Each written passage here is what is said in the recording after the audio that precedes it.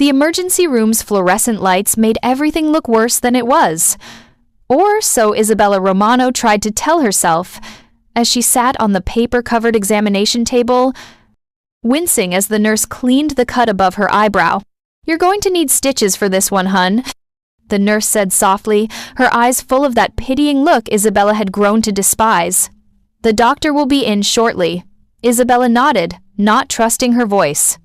She kept her gaze fixed on the sterile white tiles beneath her feet, counting them to distract herself from the throbbing pain that radiated from her ribs, her cheek, her wrist. 23 tiles from the examination table to the door. She'd counted them 4 times already. The nurse hesitated at the doorway. "Is there someone we should call? Family? A friend?" "No." The word came out sharper than intended. "I'm fine. It was just an accident." Another lie. But what else could she say? That her boyfriend of 2 years had done this? That Marcus Barrett, the charming investment banker with the $1,000,000 smile and impeccable reputation, had thrown her against their kitchen counter because she'd questioned where he'd been until 3 in the morning? The nurse's expression suggested she'd heard this story before, but she simply nodded and left, pulling the curtain closed behind her. Isabella finally allowed herself to look at her reflection in the small mirror mounted on the wall.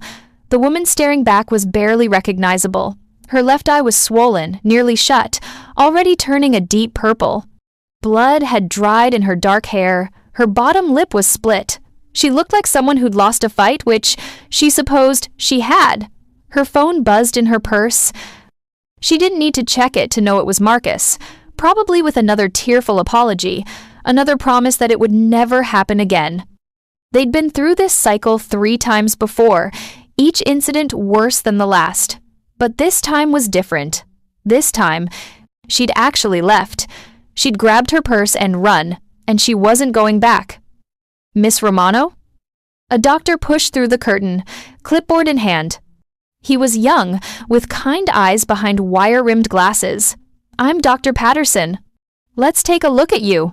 He examined her injuries with professional efficiency, asking quiet questions about pain levels and what had happened. She gave him the same story she'd given the nurse: a fall, a stupid accident. He didn't believe her either, but he didn't push. "The good news is, nothing's broken," he said finally, "but you've got a mild concussion, and those ribs are going to hurt for a while. I'm going to stitch up that cut and send you home with some pain medication and care instructions." Home. The word felt hollow. She couldn't go back to the apartment she shared with Marcus. But where else did she have? Her parents were dead, killed in a car accident when she was 19. She had no siblings, no close family. Most of her friends had drifted. Away over the past 2 years, Marcus had been so good at isolating her, so subtle about it that she hadn't even noticed until it was too late. "I'd also like to have a social worker come talk to you," Dr. Patterson continued gently. "We have resources that can help." "That won't be necessary, Miss Romano." I said no. She met his eyes, summoning what little dignity she had left. "Just the stitches, please." He studied her for a long moment, then sighed and reached for his suturing kit. 30 minutes later, Isabella walked out of the hospital into the cool October night. It was just past midnight, and the streets of New York were still alive with traffic and pedestrians. She stood on the sidewalk, her hospital discharge papers clutched in one hand, and tried to figure out what to do next. Her phone buzzed again. This time, she looked. 43 missed calls from Marcus. 17 text messages, starting with, "Baby, I'm so sorry," and escalating to, "Where the fuck are you? Answer your phone." She should have felt afraid. Instead, she felt numb. A sleek black Mercedes pulled up to the curb beside her, the tinted window rolling down. Isabella tensed, ready to run if necessary. "Miss?" The driver was an older man in an expensive suit, his voice carrying a faint Italian accent. "Are you Isabella Romano?" Every instinct screamed at her to lie, to get away. "Who's asking?" "My employer would like a word with you." "It's important." "I'm not interested in whatever you're selling. It's about Marcus Barrett," the man interrupted. "And what he did to you tonight." Isabella's blood went cold. "How do you—" "Please, miss." "Mister," Moretti doesn't like to be kept waiting, and you're not safe standing out here. Marcus Barrett is looking for you." As if summoned by his name, Isabella spotted a familiar silver Audi turning onto the street 2 blocks away, Marcus's car. She made a split-second decision and dove into the Mercedes. "Drive, now!" The car pulled smoothly, away from the curb just as Marcus's Audi sped past, its driver frantically scanning the sidewalks. Isabella slumped down in the leather seat, her heart pounding. "Who is Mr. Moretti?" she asked, once they were several blocks away. "And how does he know what happened to me? All will be explained, miss." "We'll be there shortly." They drove through Manhattan, crossing into a neighborhood. Isabella rarely visited the kind where buildings had doormen in uniform and security cameras on every corner. The Mercedes descended into an underground parking garage beneath a luxury high-rise and came to a stop. "This way, please." Isabella followed the driver to a private elevator, her mind racing. This was insane. She was getting into an elevator with a complete stranger to meet some mysterious Mr. Moretti, who apparently knew intimate details about her life. Every thriller movie she'd ever watched screamed at her to run, but something kept her moving forward. Maybe it was exhaustion. Maybe it was curiosity. Or maybe it was just the bone-deep knowledge that she had nowhere else to go. The elevator opened directly into a penthouse apartment that took her breath away. Floor-to-ceiling windows overlooked the glittering Manhattan skyline. Everything was decorated in shades of cream and gold, elegant and expensive. Original artwork hung on the walls, pieces she recognized from her art history classes in college. "Miss Romano." The voice came from the shadows near the windows. "Thank you for coming." A man stepped into the light, and Isabella's breath caught. He was perhaps 35, tall and powerfully built, wearing dark slacks and a white shirt with the sleeves rolled up to reveal forearms corded with muscle. His face was striking sharp cheekbones, a strong jaw, and eyes so dark they appeared black. His hair was perfectly styled, and a thin scar ran from his right eyebrow to his temple. But it wasn't his looks that made Isabella's pulse race. It was the way he moved, the absolute confidence in every gesture.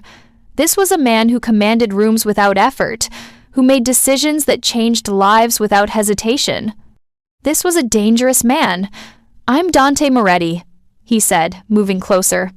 His eyes swept over her face, taking in her injuries, and something dark flashed across his features. "And I think it's time we had a conversation about Marcus Barrett." "I don't understand," Isabella said, hating how small her voice sounded.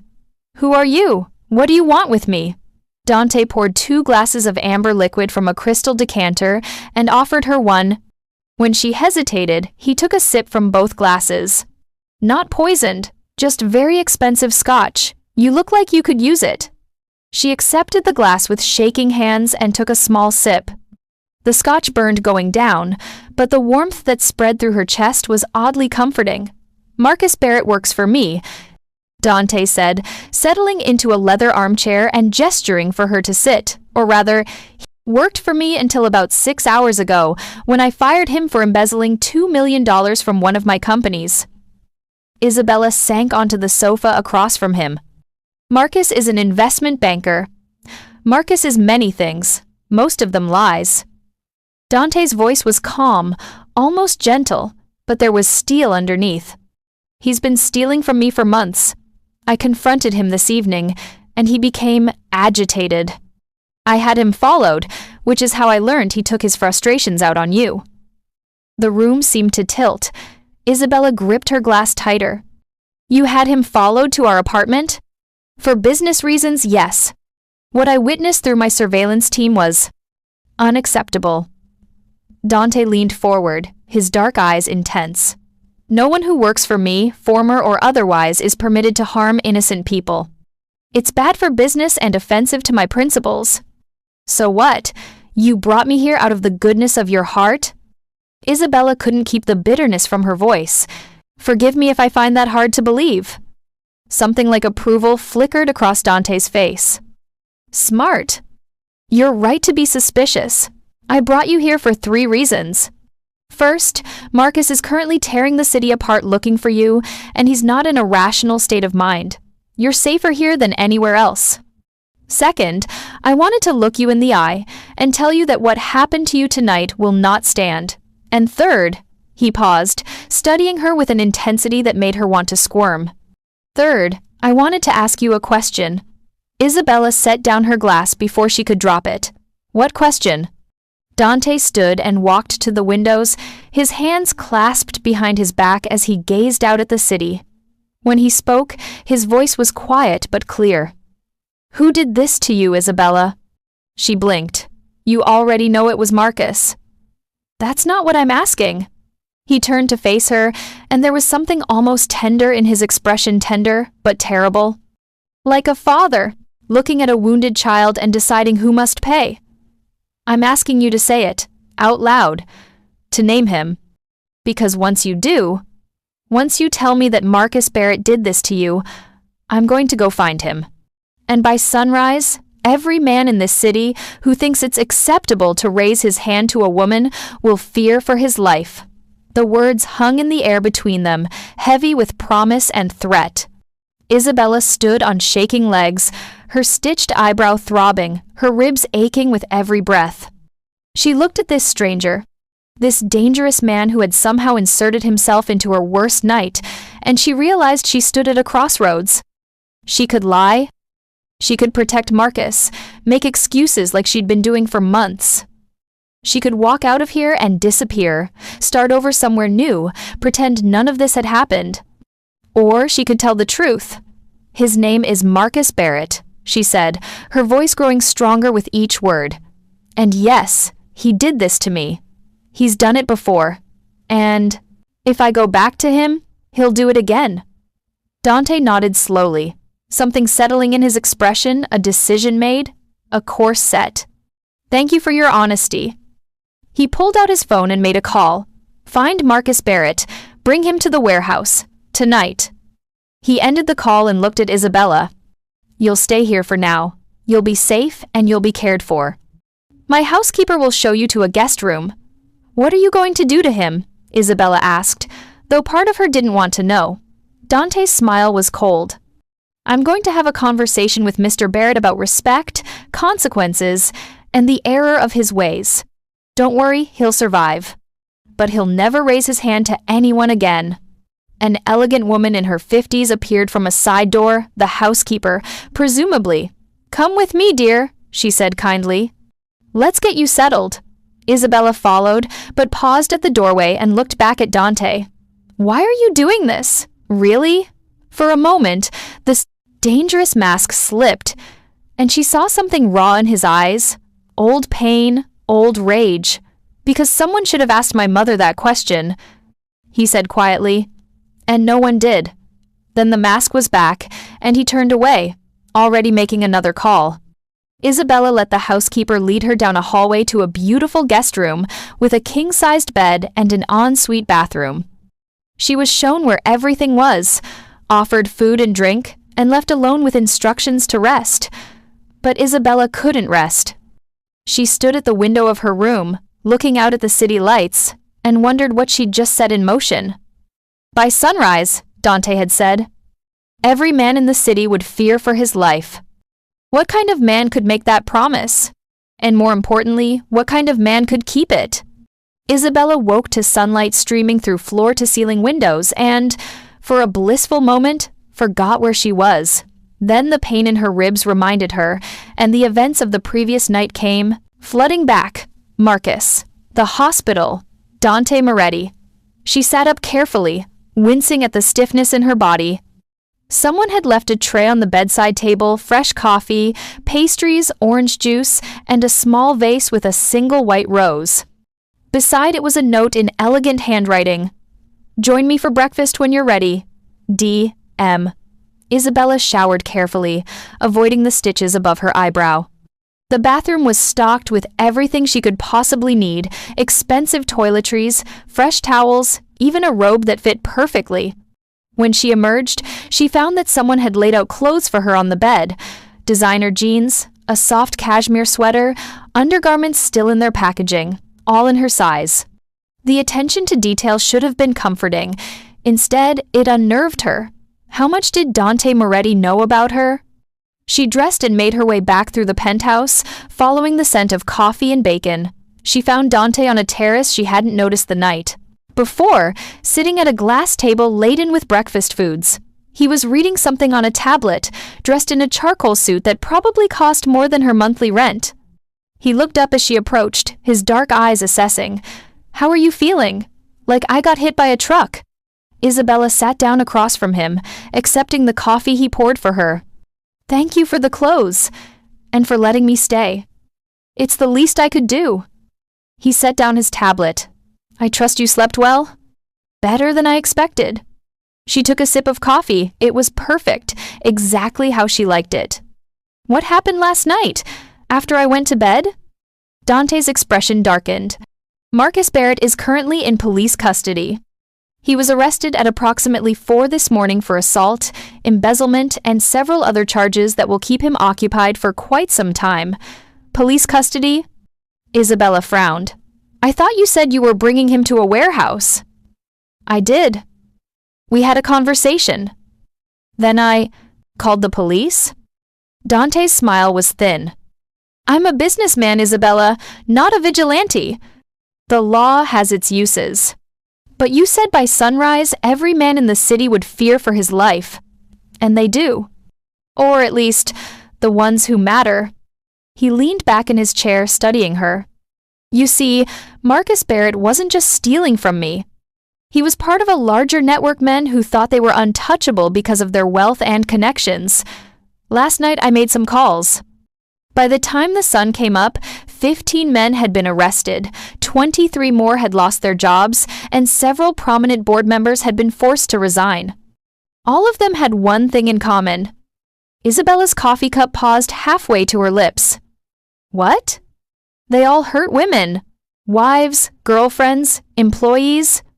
And they all thought no one would ever hold them accountable." Dante's voice was quiet, but there was steel beneath it. "I made sure everyone knew why it was happening. One woman was brave enough to name her, abuser, and the entire network came crashing down. The implications of what he was saying hit her like a wave. You're saying I started all this? You told the truth. I simply made sure the right people heard it." He picked up his tablet and handed it to her. "It's already in the news." Isabella looked at the screen. The headline read, "Manhattan's elite rocked by scandal. 15 arrested in coordinated sting operation." Below it were photos of men she recognized from Marcus's social circle, bankers, lawyers, real estate developers, all being led away in handcuffs. "How did you do this so fast?" she whispered. "I have resources, and I've been building cases against some of these men for months. Your situation with Marcus gave me the leverage I needed to move." Dante took the tablet back. "The question now is what you want to do next."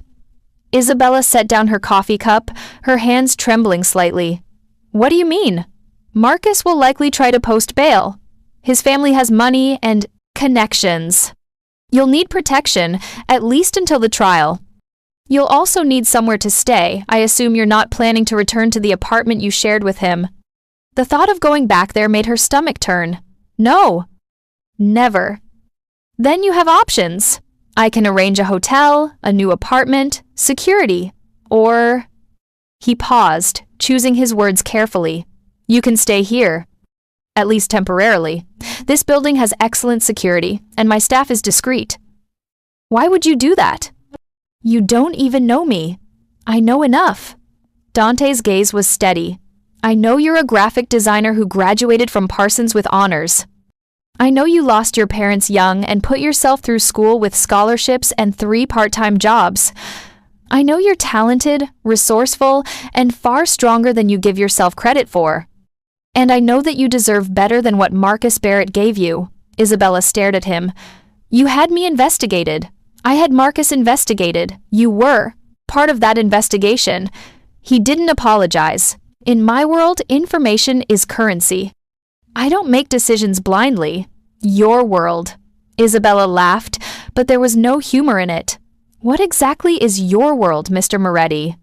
"Because last night you made 15 arrests happen with a few phone calls. That's not normal businessman behavior. No, it's not.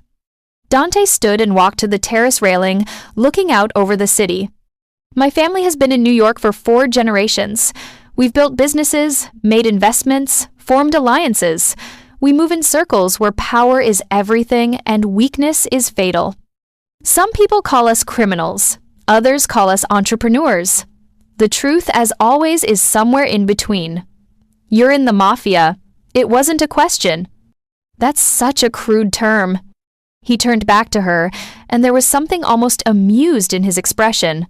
I prefer to think of myself as a problem solver. People come to me with situations the law can't or won't address. I find solutions. Sometimes those solutions are perfectly legal. Sometimes they exist in a gray area, and sometimes, he shrugged, sometimes they require creativity. Isabella should have been terrified, should have run from this apartment and never looked back. But instead, she found herself asking, "And what do you want from me in return for all this help?" Ah. Dante returned to his seat, his dark eyes locking with hers. Now we get to the heart of the matter. What I want, Isabella, is for you to work for me. Work for you? Doing what? What you're trained to do. Design work. He pulled up something on his tablet and showed it to her. I'm opening a new club in Midtown. High-end, exclusive. I need branding, marketing materials, interior design concepts. I've seen your portfolio. You're exactly what I need. Isabella looked at the preliminary sketches on the screen. Even rough, she could see the potential. It was the kind of project she'd always dreamed of: creative freedom, unlimited budget, a chance to really showcase her skills. And if I say no, then I'll still help you, still provide security, still make sure Marcus doesn't come near you. But I think you'll say yes. Dante's smile was confident. Because you're too smart to let pride get in the way of opportunity. And because whether you admit it or not, you want to see what you're capable of when someone actually believes in your talent. He was right, damn him. The past 2 years with Marcus had been suffocating. He'd always dismissed her work, suggesting she give up her little hobby and focus on supporting his career. The chance to work on something like this, to be valued for her skills, it was tempting. I'd want a contract, she said finally. Something clear, in writing. Terms, payment, expectations. Of course. I'll have my lawyer draw something up this afternoon. Dante extended his hand across the table. Do we have a deal, Miss Romano? Isabella hesitated for only a moment before, shaking his hand. His grip was firm, warm, and something electric seemed to pass between them at the contact. We have a deal, Mr. Moretti. Dante? He corrected. If we're going to be working together, we should use first names. Dante, she agreed. Then, more quietly, thank you. For everything. Don't thank me yet. His expression turned serious. Working with me isn't easy, Isabella. I have high standards and higher expectations. And there are aspects of my business that you'll need to ignore, things you shouldn't ask about and shouldn't want to know. Understood. Good. He stood, checking his watch. I have meetings this morning, but my assistant will contact you this afternoon about the contract. In the meantime, make yourself at home. The entire penthouse is at your disposal. If you need anything, ask Maria. She's the housekeeper you met last night. He started to leave, then paused at the terrace door. Oh, and Isabella? You should call your phone company and change your number and consider taking a self-defense class. Just because Marcus is in custody doesn't mean you shouldn't know how to protect yourself. Then he was gone, leaving Isabella alone with her coffee and a head full of questions. What had she just agreed to? 3 weeks later, Isabella stood in what would soon be Inferno Dante's new club with blueprints spread across a temporary table and paint samples scattered around her feet. The space was raw, all exposed brick and industrial beams, but she could see the potential. The bar should go here, she said to the contractor, pointing to the far wall. Backlit shelving, dark wood, brass fixtures. I wanted to feel exclusive but not pretentious. Got it. The contractor made notes on his tablet. And the VIP section? Second floor overlooking the main floor? Privacy without isolation. She pulled up her designs on her laptop. Like this. The contractor whistled low. This is going to be something special, Miss Romano. That's the idea. Working for Dante had been intense but exhilarating. He'd given her complete creative control, backed up by a budget that made her previous projects look like amateur hour. But he was also demanding, questioning every decision, pushing her to justify her choices. It was exhausting and exciting in equal measure. And if she was honest with herself, she was starting to enjoy his company. Dante appeared in the doorway as if summoned by her thoughts. He was in jeans and a black Henley today, more casual than she'd ever seen him, and somehow even more attractive for it. "How's it coming?" he asked, joining her at the table. "On schedule. The bar installation starts next week, and the lighting company confirmed they can have everything installed by the end of the month." She pulled up a rendering on her laptop. "This is what it'll look like when it's done." Dante studied the image, his expression unreadable. Then he smiled a real smile, not the polite one he used in business. "Meetings. It's perfect. Exactly what I envisioned. You sound surprised." "Not surprised." Impressed. He looked at her, and there was warmth in his dark eyes. "You're talented, Isabella, more than I even realized." The compliment made her cheeks warm. Over the past 3 weeks, she'd been trying very hard not to notice how attractive Dante was, how his presence made her pulse quicken, how she found herself looking for excuses to see him. It was too soon after Marcus, too complicated given their working relationship, too dangerous given what she now knew about Dante's world. But her heart apparently hadn't gotten the memo. "I have something for you," Dante said, pulling an envelope from his pocket. "Your first paycheck, plus a bonus for the initial designs." Isabella opened the envelope, and her eyes widened. The amount was more than she'd made in 6 months at her old job. "Dante, this is too much. It's exactly what you're worth. Don't undersell yourself." He leaned against the table, close enough that she could smell his cologne, something expensive and subtly masculine. "How are you settling in? Any problems with the apartment?" After signing the contract, Dante had moved her into a secure apartment building he owned, not the penthouse, but a beautiful 2-bedroom unit with a view of Central Park. "It was temporary," he'd said, "until she found something permanent. But she couldn't imagine finding anything better. It's wonderful. Though I still feel like I'm living in a hotel." "Then make it yours. Paint the walls, rearrange the furniture, whatever you need." He studied her face, his expression softening. "The bruises are fading." Isabella touched her cheek self-consciously. The swelling had gone down after the first week, and the bruises were now a faint yellow-green that she could mostly cover with makeup. The stitches had come out days ago, leaving only a thin scar above her eyebrow. "Yeah, I barely recognize myself these days." She meant it as a joke, but it came out more serious than intended. "That's not necessarily a bad thing." Dante's voice was gentle.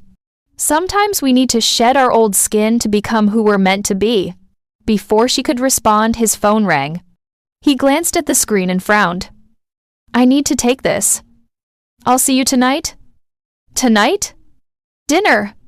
"My place." 8 o'clock. At her hesitant expression, he added, "Business dinner? We need to discuss the grand opening plans." "Oh, right. Business." She ignored the small flutter of disappointment. "I'll be there." He answered the phone and walked away, his voice dropping to the low, dangerous tone he used for certain calls. Isabella had learned not to ask about those conversations. She turned back to her work, but her concentration was broken. Tonight, dinner with Dante. Business, she reminded herself firmly. Just business. So why did it feel like something more? That evening, Isabella stood in front of her closet, cursing herself for caring so much about what to wear. It was a business dinner. She should wear something professional. But she found herself reaching for a dress, instead simple and elegant in deep emerald green, the kind that made her feel confident and beautiful. She paired it with heels and minimal jewelry, telling herself it was just about looking polished. The lie was getting harder to maintain. Maria answered the door when Isabella arrived at the penthouse, greeting her with a warm smile. "He's in the dining room, dear." "Go on through." The dining room was lit by candles, the table set for two with fine china and crystal. Through the windows, the Manhattan skyline glittered like scattered diamonds. It was intimate and romantic, and definitely not what she'd expected for a business dinner. Dante stood as she entered, and she saw him take in her appearance with obvious appreciation. He'd changed into dark slacks and a white shirt, the top buttons undone, his hair slightly mussed as if he'd been running his hands through it. "Isabella, you look stunning." "Thank you. You said business dinner, but this looks..." She gestured at the romantic setup. "Like a date?" He smiled. "Maybe I had ulterior motives." Her heart stuttered. "Dante, sit, please." He pulled out her chair. "Let's eat first. Then we'll talk." Dinner was incredible courses of Italian food so perfect she almost moaned at the first bite. They talked about the club, about her designs, about art and music, and a dozen other topics. Dante was charming and attentive, making her laugh with stories from his childhood in Brooklyn, asking thoughtful questions about her life before Marcus. It was only when they moved to the living room with glasses of wine that the mood shifted. "I need to tell you something," Dante said, settling beside her on the sofa. Not too close, but close enough that she could feel the heat of his body. "About why I really brought you into my life." Isabella's stomach clenched. "I'm listening." "When I saw what Marcus did to the Kame, you..." I was angry. Furious. But it was more than that. He stared into his wine glass. "It reminded me of my mother. My father, he was a violent man. Powerful, respected in certain circles, but behind closed doors, he was a monster. I watched him hurt her for years. And I was too young, too powerless to stop it. Dante, I'm so sorry. She died when I was 15. He pushed her down the stairs during an argument. Everyone called it an accident, but I knew, and I couldn't prove it." His voice was tight with old pain. "I swore then that I would never be like him, that I would never allow men like him to operate unchecked in my city. So when I built my organization, I made it a rule. No one who works for me, no one in my sphere of influence, is permitted to abuse their power over the vulnerable. It's non-negotiable. That's why you went after Marcus and the others, partly. But there's more." He finally looked at her, and the intensity in his eyes took her breath away. "I told myself I was just helping you, just doing the right thing. But the truth is, from the moment I saw you in that hospital, bruised and broken but still standing, still strong, I haven't been able to stop thinking about you." Isabella's wine glass trembled in her hand. "Dante, I know it's too soon. I know you're still healing from what Marcus did. And I know that my world is dangerous and complicated." He reached out slowly, giving her time to pull away, and gently touched her cheek. "But I need you to know that this you and me, working together, it stopped being just business for me weeks ago." She should pull away. Should remind him that she'd just escaped one controlling relationship and wasn't ready for another. Should protect her heart and her independence. But when she looked into his eyes, she didn't see Marcus's manipulation or possessiveness. She saw respect, genuine care, and a vulnerability he rarely showed anyone. "What are you saying?" she whispered. "I'm saying, I'm falling for you, Isabella Romano, and I want to know if there's any chance you might feel the same way." Isabella set down her wine glass with shaking hands. "I don't know what to say." "You don't have to say anything right now." Dante withdrew his hand but didn't move away. "I just needed you to know. I've never been good at pretending, and I won't start now. Not with you.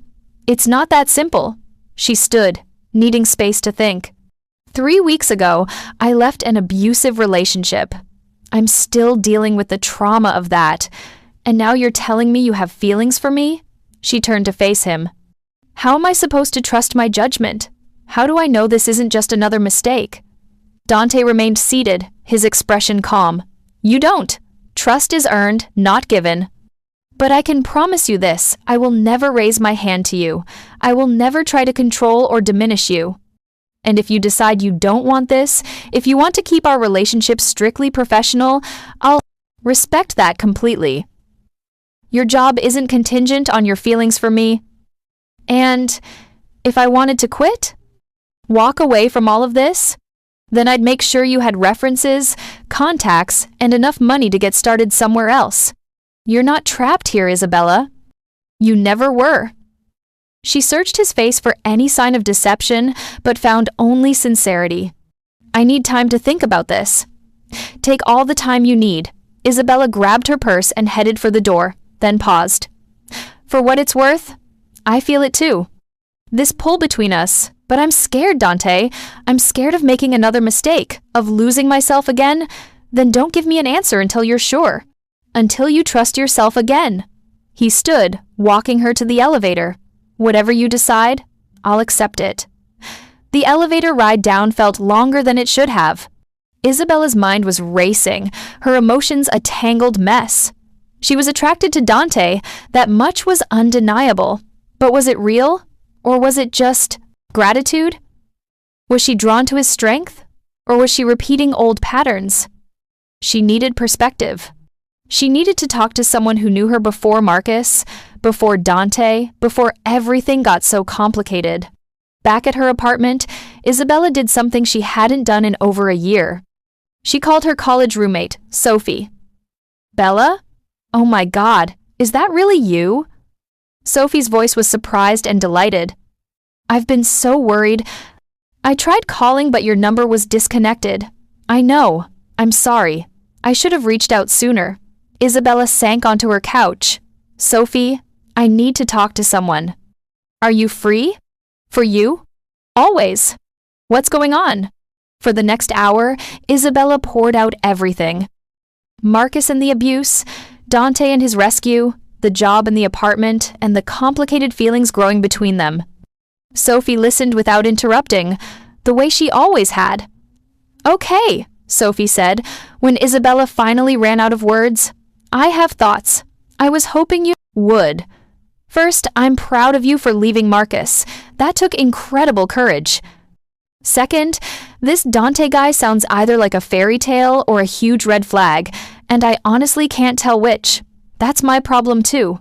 But here's the thing, Bella. You've always had good instincts. Marcus wore you down over time, isolated you from everyone who might have pointed out the warning signs. But before him, you were smart about people. You knew who to trust. I'm not sure I can trust myself anymore. Then listen to your gut, not your fear.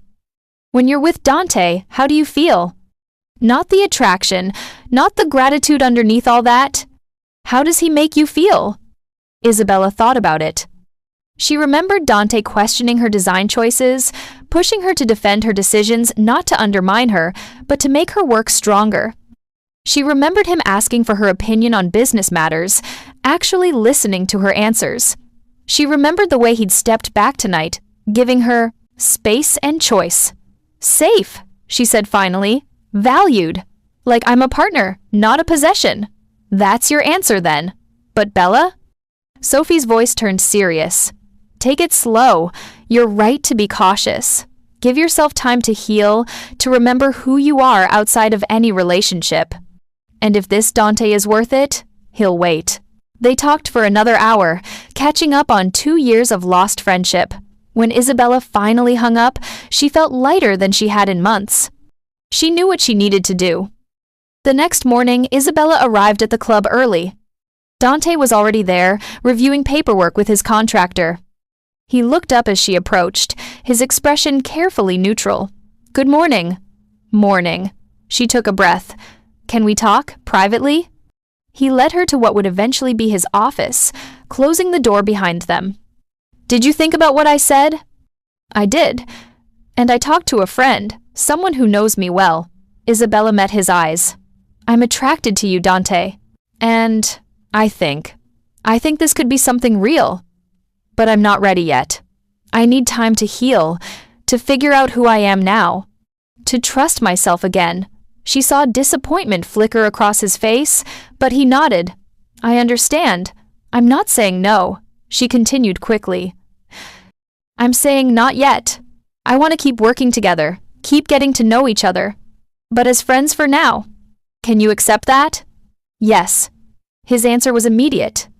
Whatever you need, Isabella. I meant what I said last night. I'm not going anywhere. Relief flooded through her. Thank you. But I have a condition of my own. He stepped closer, but not too close. You have to promise me something. If you feel pressured at any point, if anything I do makes you uncomfortable, you'll tell me immediately.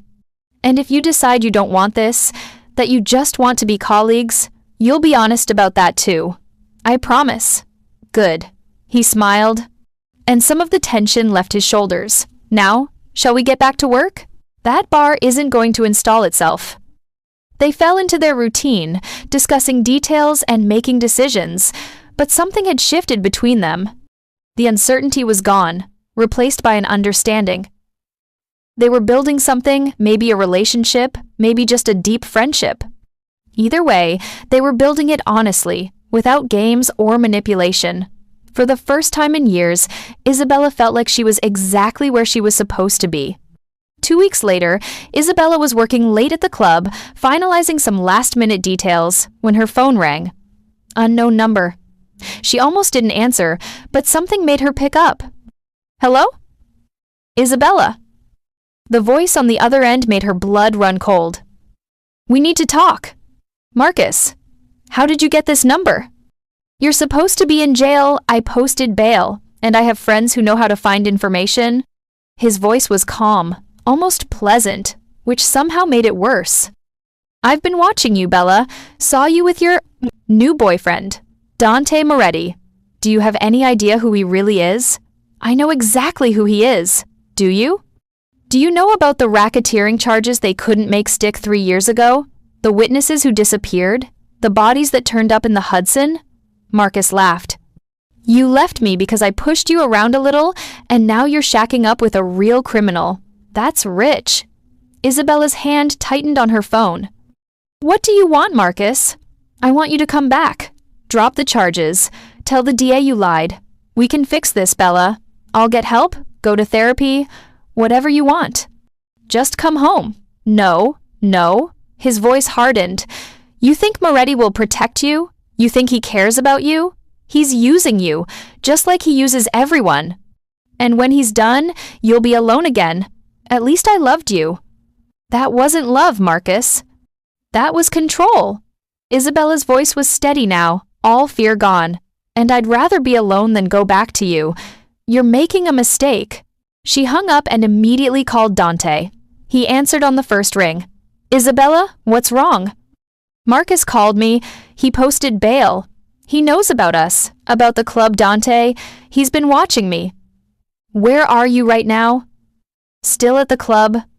I was finishing. Lock the doors and don't let anyone in. I'll be there in 10 minutes. His voice was deadly calm. And Isabella? You're not going back to that apartment tonight. It's not safe anymore. True to his word, Dante arrived within 10 minutes, accompanied by 2 men in dark suits who immediately began checking the building. He pulled Isabella into his arms the moment he saw her, holding her tight. You're okay, he murmured into her hair. You're safe.